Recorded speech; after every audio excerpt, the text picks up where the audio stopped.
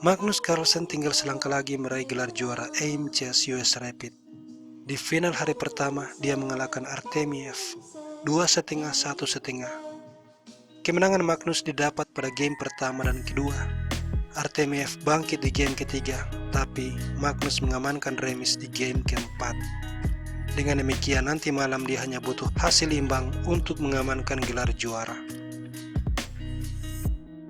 Kita pagi ini akan melihat game pertama yang dimenangkan Magnus dalam 35 langkah dengan menggunakan buah hitam. Artemiev sebagai putih melangkah, C4, English opening, kuda F6 dan kuda F3. Setelah C5, kuda C3, E6, E3, dan Magnus mendorong D5, menciptakan konflik di center. Pion D4 dimainkan, dan kita berada dalam tema gambit menteri ditolak varian semitaras.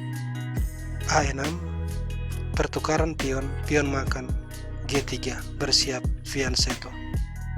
Pion C4, gajah fianchetto, gajah B4, gajah D2, Magnus rokade, dan kuda K5.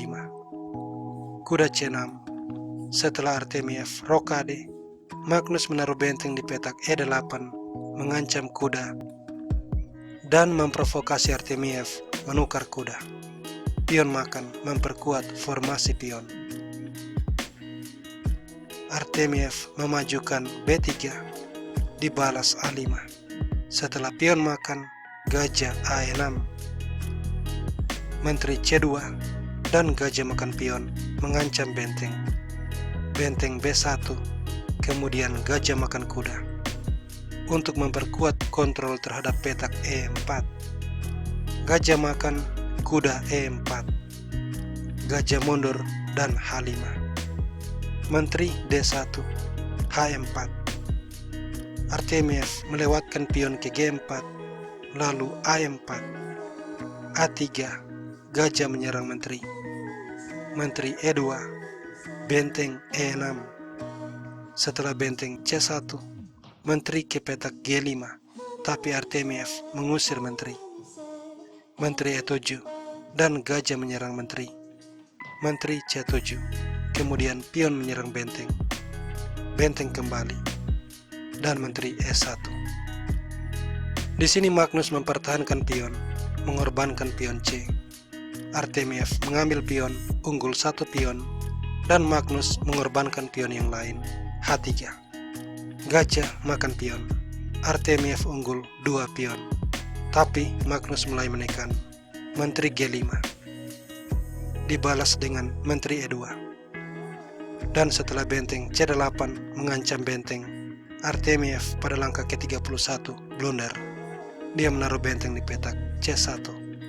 Alasan mengapa langkah ini blunder adalah karena Magnus memiliki taktik interference. Gajah C4 memutus koordinasi dua benteng, membuat benteng dan menteri terserang. Kalau benteng makan gajah, benteng makan, dan setelah pertukaran benteng, pion makan benteng. Magnus punya benteng dan sebuah pion bebas. Pion bebas ini tidak bisa diambil karena menteri makan pion skak dan Magnus pasti menang. Oleh sebab itu Artemiev mencoba cara berbeda.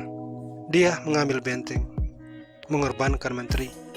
Magnus mengambil menteri dan benteng makan skak. Raja menghindar, mengancam pion. Kemudian sebuah langkah yang sangat licik dimainkan oleh Artemiev, yakni gajah D2. Mengorbankan gajah, berharap kuda akan makan gajah, karena kemudian benteng C8 ancaman skakma dalam satu langkah, dan Artemiev paling tidak akan mengamankan remis.